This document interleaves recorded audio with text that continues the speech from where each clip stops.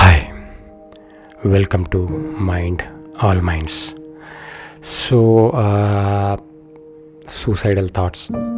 So suicide అంటే చేసుకోవాలనే thoughts ప్రతి మనిషికి ఏదో ఒక స్టేజ్లో వస్తుందని అనుకుంటా. ఎందుకంటే ఒక చిన్న పాయింట్ కావచ్చు, లేకుంటే ఒక పెద్ద ఒక మానసిక ఒక ఒక ప్రాబ్లం కావచ్చు, వాట్ ఎవర్ బట్ ఏదో ఒక పాయింట్లో ఖచ్చితంగా మనిషి లైఫ్ ఎందుకు అనే విరక్తి అయితే ఖచ్చితంగా వస్తుంది. బట్ ఇప్పుడు ఆ మనిషికి ఆ పాయింట్లో ఒక సూసైడ్ చేసుకోవాలనే థాట్ వచ్చింది అంటే అతను అంతకుముందు ఎన్నో సంవత్సరాలుగా ఒక బతికిండు. అంటే ఒక లైఫ్ అనేది ఉంది, బట్ ఎప్పుడు రానిది ఇప్పుడు ఎందుకు వచ్చింది అని అనుకున్నప్పుడు మనము ఆలోచించాలన్నమాట. అంటే ఇప్పుడు పరిస్థితి అనేది ఎప్పుడు ఒకే విధంగా ఉండదు. ఎందుకంటే అది ఎప్పటికప్పుడు దాన్ని బట్టి చేంజ్ అవుతుంటుంది. దాన్ని బట్టి మన బిహేవియర్కి తగ్గట్టు అది కావచ్చు, వాట్ ఎవర్ ఏదైనా.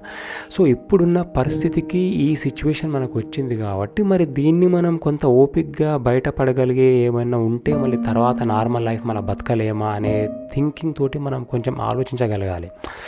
అంటే నేను చెప్పేది ఏంటంటే ఇక్కడ కొంతమందికి అంటే ఊరికే వచ్చేస్తుంటారు అనమాట. అంటే ఇక అది ఫ్రీక్వెంట్గా సూసైడ్ థాట్, నా వల్ల ఉపయోగం లేదు ఈ సమాజానికి, నేను ఏం లేదు.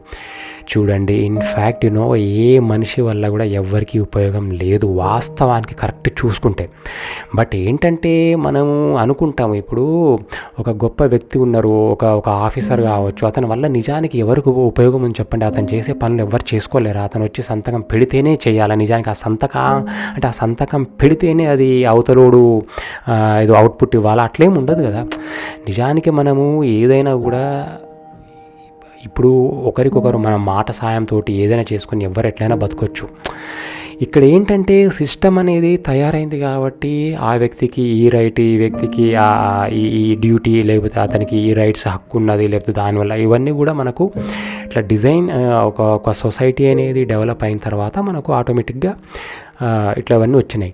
అట్లాంటప్పుడు ఏ వ్యక్తి కూడా ఇక్కడ గొప్ప ఏం లేదు, అసలు ఎవరితోటి కూడా ఎవరికి నిజానికి సంబంధం లేకుండా కూడా బతకొచ్చు. ఎందుకంటే మనం పుట్టిందే అసలు ఎవరితో సంబంధం లేకుండా బతకాలని. సొసైటీ అనేది తర్వాత because man is a social animal అని అంటుంటారు కాబట్టి అట్లా తర్వాత ఏర్పరచుకుందే సొసైటీ. కాబట్టి నేను అనేది ఏంటంటే నేను దేనికి పనికిరానో, లేకపోతే నా వల్ల ఏం లేదు ఉపయోగం ఏం సమాజానికనో, లేకుంటే నా లైఫ్ అయిపోయింది, ఐఎమ్ ఏ బిగ్ ఫెయిల్యూర్ అనో, లేకుంటే నా వల్ల పెద్ద తప్పు జరిగిందనో. సో ఇవన్నీ కూడా మైండ్లో పెట్టుకొని మనం ఏదో ఈ లైఫ్ని ఎండ్ చేయాల్సిన అవసరం అయితే లేదు. ఎందుకంటే ఇన్ఫ్యాక్ట్ అసలు అది మనకు హక్కు లేదు అసలు. ఎందుకంటే మనం అనుకొని పుట్టలేదు, లేకుంటే అది పుట్టే ముందు మనకు ఒక ఇన్ఫర్మేషన్ ఎవరు ఇవ్వలేదు. సరే ఆ దేవుడు కావచ్చు, లేకపోతే మన పేరెంట్స్ కావచ్చు, మనకు ఒక ఇన్ఫర్మేషన్ ఇచ్చి మీరు పుడుతున్నారు, so this is your life అట్లా ఏముండదు. సో అదేంటంటే మనకు సరే మనం ఎట్లా పుట్టినామా ఏందా అనేది ఇట్స్ అది ఒక క్వశ్చన్.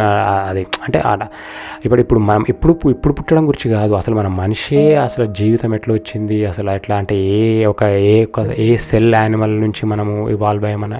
సో ఎప్పటికీ అట్లా చూసుకుంటే ఇప్పుడు మనం పుట్టింది కూడా మనం ఏదో ఇది అయిపోవాలనో, ఒక సూసైడ్ చేసుకోవాలనో, ఇంకేదో చేసుకోవాలని అయితే ఎవరు కనరు, ఎవరు తెలిసైతే అది జరగదు.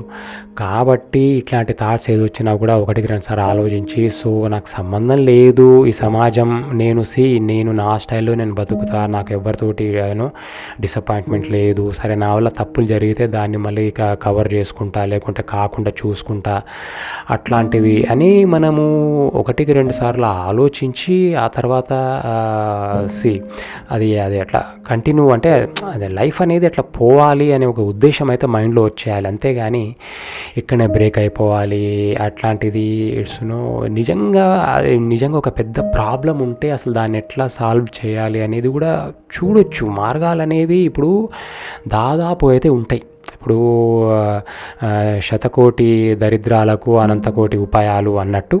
సో ఖచ్చితంగా ఉంటుంది ఏదో ఒకటి. బట్ ఆ రైట్ టైంకి మనకు తట్టనప్పుడు మనకు సూసైడ్ అనేది అనిపిస్తుంటుంది. But that's not the right thing. యాక్చువల్గా సూసైడ్ అనేది ఎవరికి హక్కు లేదు. అందుకనే మనకు గవర్నమెంట్ కూడా ఏమంటుంది, కొన్ని లాలో కూడా ఏముంటుంది అంటే సూసైడ్ ఈజ్ అన్ అఫెన్స్ అనేది.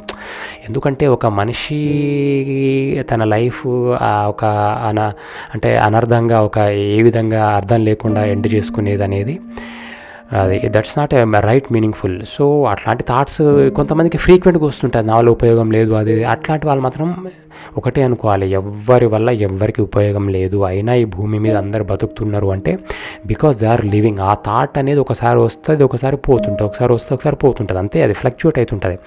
కాబట్టి వచ్చినప్పుడు కొద్దిసేపు మనము కూల్గా కామ్గా అది మనది కాదు టైం అనుకున్నాం అనుకోండి, మళ్ళీ నార్మల్ టైం వచ్చేస్తే మళ్ళీ పోతూనే ఉంటుంది అంతే.